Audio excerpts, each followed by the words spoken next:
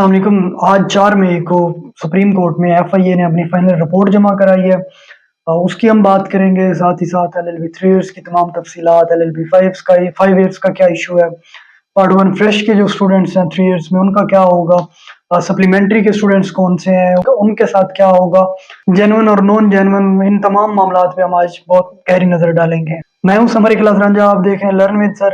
अगर आप चैनल पे नए हैं तो चैनल को लाजमी सब्सक्राइब कर लीजिए और बेल आइकन को प्रेस कर लीजिए, आने वाली तमाम अपडेट्स आपको बर वक्त मिलती है। अगर एफआईए की फाइनल रिपोर्ट का बगौर जायजा लें तो हमें बहुत सारी चीजें वाज़ेह होती हैं।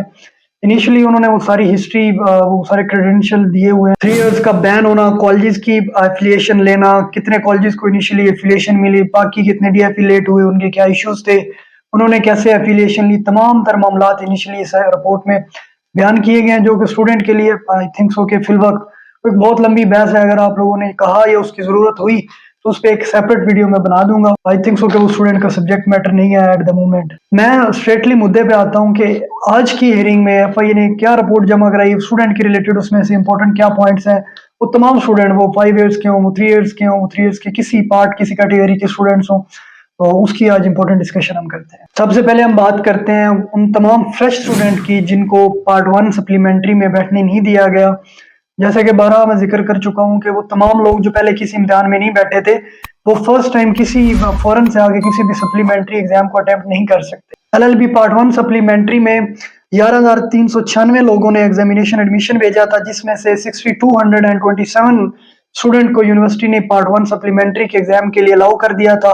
और किस तादाद को रोका था, वो 5169 स्टूडेंट्स थे जिनको यूनिवर्सिटी ने पार्ट 1 सप्लीमेंट्री का एग्जाम नहीं देने दिया। अब ये 5169 स्टूडेंट्स कौन से हैं? आज की रिपोर्ट की तनाजर में हम ये बात करें तो इसमें उन्होंने काफी सारी कैटेगरीज बताई हैं इन तमाम स्टूडेंट्स की। कुछ डबल रजिस्ट्रेशन के स्टूडेंट्स हैं, कुछ बैक डेटेड उन्होंने केसेस बताए, कुछ वो स्टूडेंट जिनके एग्जामिनेशन फॉर्म वेरीफाइड नहीं थे उनके कॉलेजेस की तरफ से, और इस तरह के काफी सारे उन्होंने डिस्क्रिपेंसीज और ऑब्जेक्शन के साथ कंट्रोलर ऑफिस ने इन स्टूडेंट्स के इम्तिहान लेने से रोका था सप्लीमेंट्री में, जिसका जिक्र आज एफआईए ने किया है। आज एक इम्पोर्टेंट क्वेश्चन है कि ये फ्रेश स्टूडेंट ये कहाँ खड़े हैं। अगर हम उस रिपोर्ट को देखें तो उसके एंड पे उन्होंने जो लाइबिलिटीज लिखी हुई हैं, उन लाइबिलिटीज में ये 5100 स्टूडेंट्स जो हैं, इनके लिए उन्होंने रिस्पॉन्सिबल ठहराया है यूनिवर्सिटी इंतजामिया को और लॉ कॉलेजेस को।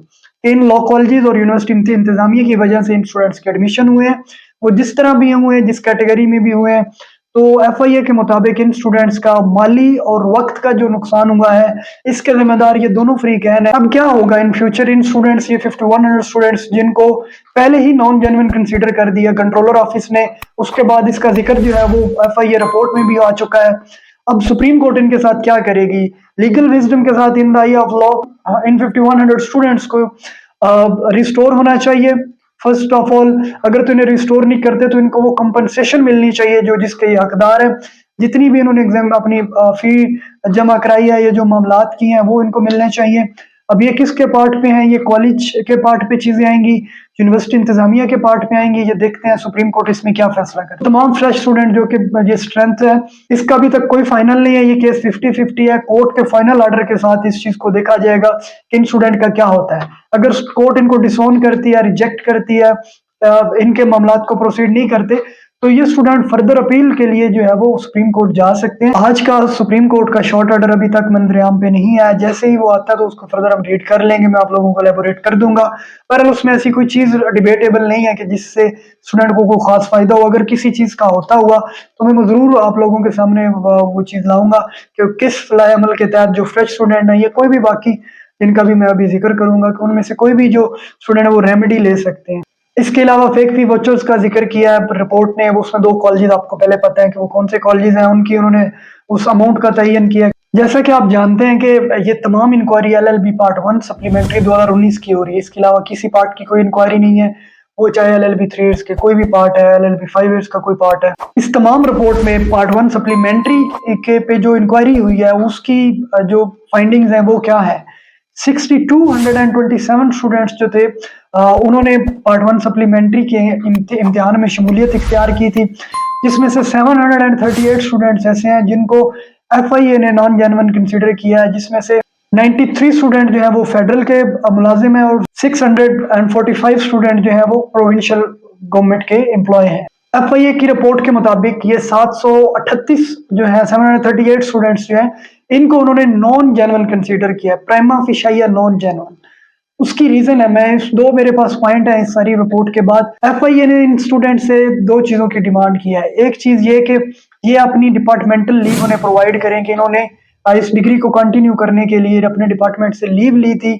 तो इन तमाम स्टूडेंट ने 738 स्टूडेंट जिनका पूरा लिस्ट पे पूरा नाम भी दिया गया बड़ी वजाहत के साथ, इन स्टूडेंट ने डिपार्टमेंटल लीव नहीं दी, जमा नहीं कराई एफआईए को, और ना ही कोई ऐसा रिकॉर्ड डिपार्टमेंट्स की तरफ से एफआईए को दिया गया है उनकी वेरिफिकेशन में कि ये स्टूडेंट जो है इसने डिपार्टमेंट से इसके लिए छुट्टियां ली हैं। अलबत्ता एनओसीज, कुछ स्टूडेंट ने थोड़ी सी तादाद में एनओसी लिए हुए थे, वो एनओसी के अलावा कोई और डॉक्यूमेंट नहीं लिया था डिपार्टमेंट से। अब ये 6227 स्टूडेंट्स जो जिन्होंने सप्लीमेंट्री में शमूलियत इख्तियार की थी, उनमें से 738 को निकाल के 5400 समथिंग कुछ स्टूडेंट्स हैं जिनको एफआईए की रिपोर्ट ने जेन्युइन कंसीडर किया। वो तमाम स्टूडेंट जिनका अभी तक पार्ट 1 का रिजल्ट पेंडिंग जा रहा है एचईसी की चेकिंग के बाद, वो उनको एफआईए की रिपोर्ट ने जेन्युइन कंसीडर किया, जिसकी स्ट्रेंथ 5400 एंड समथिंग है। अब ये जो नॉन जेन्युइन स्टूडेंट एफआईए की रिपोर्ट के तनाजर में इनका क्या होगा, ये इनके पास अकॉर्डिंग टू माई नॉलेज और इन्फॉर्मेशन इनके पास एक ऑप्शन होगा कि ये अपने डिपार्टमेंट से अगर इनके पास कोई छुट्टियों की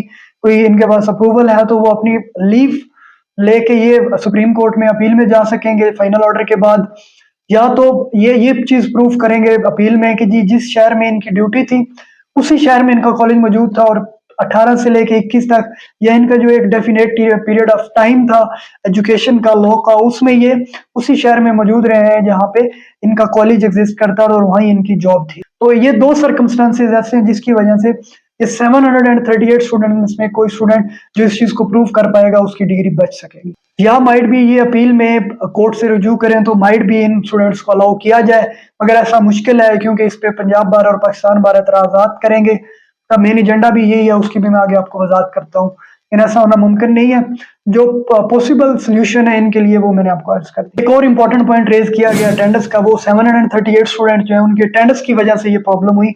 इनके कॉलेजेस ने इनकी अटेंडेंस पूरी दी हुई है और ये स्टूडेंट अपनी जॉब पे मौजूद है, तो या तो इन्होंने जॉब से ऑफ होना था या इन्होंने कॉलेज से ऑफ होना था, लेकिन अगर दोनों जगहों पे ये मौजूद है तो फिर यहाँ पे थोड़ी एम्बिग्युइटी पैदा हुई जिसकी वजह से एफए ने फर्दर इसको प्रोब किया, या जिसकी वजह से माइट भी पंजाब बार या Pakistan bar council supreme court में गए थे, वो यही स्ट्रेंथ थी, यही इस तरह के कोई लिगेशन जो ऑब्जेक्शन थे जिसके बाद ये सारी प्रोब हुई।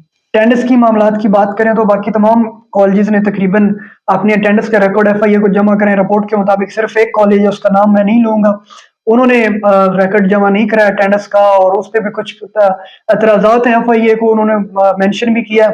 बाकी इस तरह का कोई अटेंडेंस का कोई इस तरह का ऑब्जेक्शन नहीं है।